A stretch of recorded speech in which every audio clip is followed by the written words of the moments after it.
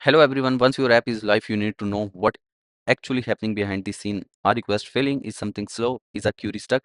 In this video, I will show you how to monitor your Supabase project using dashboard.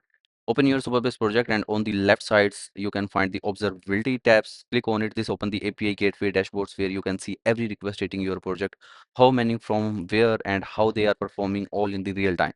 At the top, you can see the time range like the last 60 minute and filter by request time. Below that you will see the request by like a geographic where you can see like where in the world your traffic is coming from on the live map, and further down you will see total request giving the quick amount of how active your project has been in that time window. This is especially useful once you are live, since you can quickly spot unusual spike or drop traffic. Now click on another tab like the logs tab.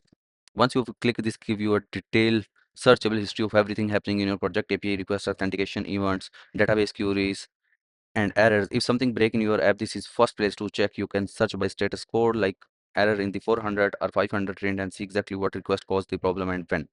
One more useful section, click on the advisor tab. Here you can find the advisor tab just above the observability tabs. Supabase automatically scan your whole project and flag potential issues like missing indexes that could slow down your queries, or security warning like a table that doesn't have like a row level security enable. This is the great way to catch problem before they become real issue in the production. And that's it.